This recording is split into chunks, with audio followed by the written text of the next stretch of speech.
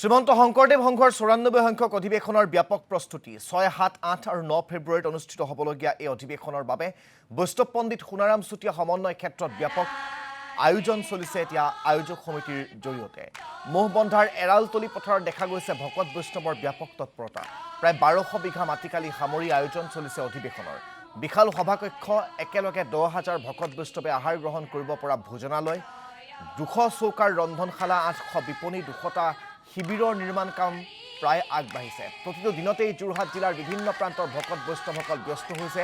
নৰা কটাৰ পৰা আৰম্ভ কৰি শিবিৰ নিৰ্মাণ খৰি ফলা আদি বিভিন্ন কামত প্ৰায় ১৫ লাখ ভক্তৰ সমাগম ঘটিবলগীয়া যোৰহাট অধিৱেশনত যাতে ভকতসকলৰ কোনো অসুবিধা নহয় তাৰ বাবে বিশেষ দৃষ্টি ৰাখিছে উদযাপন সমিতিয়ে আমি এই পৰিৱেশ আপোনালোকক দেখুৱাইছো আৰু পৰমানন্দ বৰা আমাৰ সৈতে পোনপটীয়াকৈ সেই স্থানৰ পৰা সংযুক্ত হৈছে পৰমা মই আপোনাৰ কাষলৈ আহিছোঁ মাজত মাত্ৰ কেইটামান দিন তাৰ পিছতে কৃষ্ণ কৃষ্ণ নামেৰে মুখৰ হৈ পৰিব সমগ্ৰ যোৰহাটৰ আকাশ বতা বৈষ্ণৱ পণ্ডিত সোণাৰাম চুতীয়া যি সমন্বয় ক্ষেত্ৰত তাৰ এতিয়া দিনে নিশাই ভীষণ ব্যস্ততা আমি তাৰ পৰিৱেশটো আপোনাৰ জৰিয়তে অসমবাসী ৰাইজক দেখুৱাব বিচাৰিম নিশ্চয়কৈ ৰাজদীপ চক মাজত মাত্ৰ কেইটামান দিন আৰু তাৰ পিছতে উদুলি মুদুলি হৈ পৰিব বৈষ্ণৱ পণ্ডিত সোণাৰাম চুতীয়া সমন্বয় ক্ষেত্ৰ মোহবন্ধাৰ এৰালতলি পথাৰ আৰু ইতিমধ্যে যি অধিৱেশনৰ যি কাম সেই কামৰ প্ৰায় ৮০% সম্পূৰ্ণ হৈছে কি মূল মণ্ডপ হওক কি শিবিৰ হওক কি প্ৰতিনিধি সভা হওক আৰু নামঘৰত ইতিমধ্যে গুৰু এখন প্ৰতিষ্ঠা কৰাই হৈছে আৰু প্ৰত্যেক দিনাখনে যি নামঘৰ এই অধিৱেশনস্থলী নামঘৰত পুৱা গধূলি নাম প্ৰসংগ অনুষ্ঠিত হৈ আহিছে আৰু বিশেষত ৰাজদীপ মই মোৰ তাত দেখুৱাব বিচাৰিম যি ৯৪ সংখ্যক অধিৱেশনে হওক বা অন্যান্য যিসমূহ অধিৱেশন আছে তাৰ আটাইতকৈ আকৰ্ষণীয় হয় যি ধৰ্মধ্বজা উত্তোলনস্থলী য'ত শ্ৰীমন্ত শংকৰদেৱ সংঘৰ পদাধিকাৰী ধৰ্মধ্বজা উত্তোলন কৰে আৰু সেই ধৰ্মধ্বজাৰ বেদী ইতিমধ্যে নিৰ্মাণ কৰি থকা হৈছে এক সুবিশাল এক ধৰ্মধ্বজাৰ বেদী আৰু এই ধৰ্মধ্বজাৰ বেদীতেই ইয়াতেই এই বেদীটোতেই শ্ৰীমন্ত শংকৰদেৱ সংঘৰ যিখন ধৰ্মধ্বজা সেই ধৰ্মধ্বজাখন উত্তোলন কৰা হ'ব ইতিমধ্যে দিনে নিশাই ভকত বৈষ্ণৱসকলে নিৰ্মাণ কাৰ্য সম্পূৰ্ণ কৰি ৰাখিছে আৰু সম্পূৰ্ণ কৰিছে আৰু এই ধৰ্মধ্বজা বেদীৰ কাষতে দেখা পোৱা গৈছে বিশাল এক মণ্ডপ যি মণ্ডপত প্ৰায় ২০,০০০ ভকত বৈষ্ণৱে বহি তেওঁলোকে বিভিন্ন অতিথিৰ ভাষণ শুনিব পাৰিব বা বিভিন্ন ধৰ্মীয় আলোচনাত তেওঁলোকে অংশগ্ৰহণ কৰিব পাৰিব সেই বিশাল মণ্ডপৰ কামো ইতিমধ্যে প্ৰায় ৭০% কামেই সম্পূৰ্ণ হৈছে আৰু এক কথাত ক'বলৈ গ'লে যি এৰালতলি পথাৰ আছে এৰালতলি পথাৰ এক উদুলি মুদুলি পৰিৱেশে বিৰাজ কৰিছে আৰু কেইটামান দিনৰ পিছতে যি বৈষ্ণৱ পণ্ডিত সোণাৰাম চুতীয়া সমন্বয় ক্ষেত্ৰৰ এই এৰালতলি পথাৰ এক কথাত ক'বলৈ গ'লে দ্বিতীয় বৈকুণ্ঠস্থলীত পৰিণত হ'ব কৃষ্ণ কৃষ্ণ বন্দনাৰে মুখৰিত হৈ পৰিব এই এৰালতলি পথাৰ আৰু এই মুহূৰ্তত যিহেতু এই বেদী নিৰ্মাণৰ কাম চলি আছে প্ৰতিখন উদযাপন সমিতিৰ প্ৰতিখনতে এখন উপসমিতি আছে আৰু সেই উপসমিতিবিলাকে এই কামসমূহ তেওঁলোকে কৰি গৈছে আৰু প্ৰত্যেক উপসমিতিয়ে কি শিবিৰ উপসমিতি কি ভোজনালয় উপসমিতি মূল মণ্ডপ উপসমিতি সেই উপসমিতিবিলাকৰ দায়িত্বতে প্ৰতিটো কামেই সুচাৰুৰূপে সম্পন্ন হৈছে অধিৱেশনৰ আৰু ইয়াতো বেদী নিৰ্মাণৰ যি উপসমিতি আছে তাৰ সভাপতিজন এই মুহূৰ্তত মোৰ লগত উপস্থিত আছে মই আপোনাৰ পৰা জানিব বিচাৰিম যে কিমান শতাংশ কাম আগবাঢ়িছে আৰু এইবাৰ যথেষ্ট আকৰ্ষণীয় হ'ব প্ৰত্যেকটো অধিৱেশনতে আকৰ্ষণীয় হয় ধৰ্মধ্বজা উত্তোলনৰ বেদী আৰু এইবাৰ কেনেকুৱা হ'ব বুলি ভাবিছে কৃষ্ণ জয় শংকৰ আমাৰ বেদী কাম প্ৰায় 50% 50% আগবাঢ়িছে কামত বিভিন্ন জেগাত আমি বস্তুবিলাক সজাবৰ কাৰণে বনাই আছোঁ ৱৰ্কশ্বপত ইয়াতে আমি নিজেও কৰি আছোঁ কিছুমান কাম কেনেধৰণে সজাই পৰাই তোলা হ'ব আমি ধৰি লওক ইয়াতে পানী ৰাখিলোঁ পানী ৰাখি পদুম ফুল ভেট ফুল বিভিন্ন ৰাজহাঁহ হাঁহ চৰাই দিম তাৰপিছত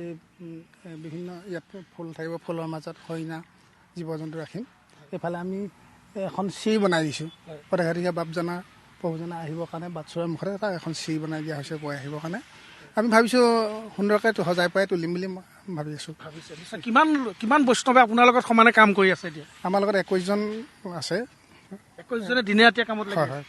কৰি আছে হয় নিশ্চয়কৈ 21জন বৈষ্ণৱক লৈ তেখেত সভাপতি নিজে তেখেতে দিনে ৰাতিয়ে বেদী কাম চলাই আছে আৰু কৈছে যে প্ৰতি অধিৱেশনৰ দৰে এই যি ইয়াত দেখা পোৱা গৈছে যে গভীৰ নলা খন্দা হৈছে বেদীৰ কাষতে সেই নলাতে পানী থাকিব পদুম ফুল ফুলি থাকিব তাত ভেট ফুল থাকিব ৰাজহাঁহ চৰি থাকিব মাছ থাকিব আৰু তাৰ কাষে কাষে দেখা পোৱা যাব যে ফুলৰ এক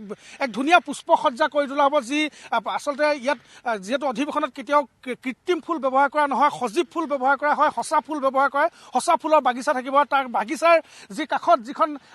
খটখটি দেখিছে সেই খটখটিতে পদাধিকাৰ বা উঠি আহিব আৰু উঠি আহি যি শ্ৰীমন্ত শংকৰদেৱ সংঘৰ যি মূল ধৰ্মধ্বজা সেই ধৰ্মধ্বজা উত্তোলন কৰিব ইতিমধ্যে তেওঁ কৈছে যে 50% কাম শেষ হৈছে আৰু 6 তাৰিখৰ ভিতৰত অৰ্থাৎ 6 তাৰিখতকৈ আগত 5 তাৰিখৰ ভিতৰত সম্পূৰ্ণ হৈ উঠিব এই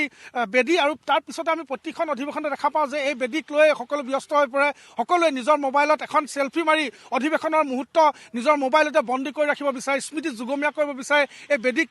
লৈ ব্যস্ত হৈ পৰে বৈষ্ণৱসকল আৰু তাৰ সমানে সমানে দেখা পোৱা গৈছে যে বিভিন্ন স্থানত এই মুহূৰ্তত আপুনি দেখা পাব পুৱাৰ ভাগৰ পৰাই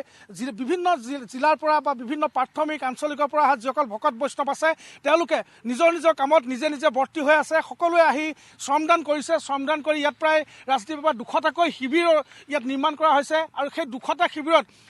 জিলাৰ বিভিন্ন প্ৰান্তৰ পৰা অহা ভকত বৈষ্ণৱসকলে থাকিব পাৰিব প্ৰতিটো শিবিৰৰ দৈৰ্ঘ্য 500 মিটাৰ এই 500 মিটাৰ প্ৰতিটো শিবিৰৰ দৈৰ্ঘ্য তেনেধৰণৰ 500 মিটাৰ দৈৰ্ঘ্যৰ প্ৰায় 200টা শিবিৰ ইতিমধ্যে সম্পূৰ্ণ হৈ পৰিছে নিৰ্মাণ কাৰ্য ঠিক তেনেধৰণৰ ভোজনালয় নিৰ্মাণ কৰা হৈছে য'ত 10,000 ভকত বৈষ্ণৱে একেলগে সিদ্ধ গ্ৰহণ কৰিব পাৰিব ঠিক তেনেধৰণে 200টা চৌকা ইয়াত বনোৱা হৈছে 200টা চৌকাত প্ৰায় 500 ভকত বৈষ্ণৱে একেলগে দিনে নিশাৰে ৰন্ধন প্ৰক্ৰিয়াত ব্যস্ত থাকিব ঠিক তেনেধৰণে যি মূল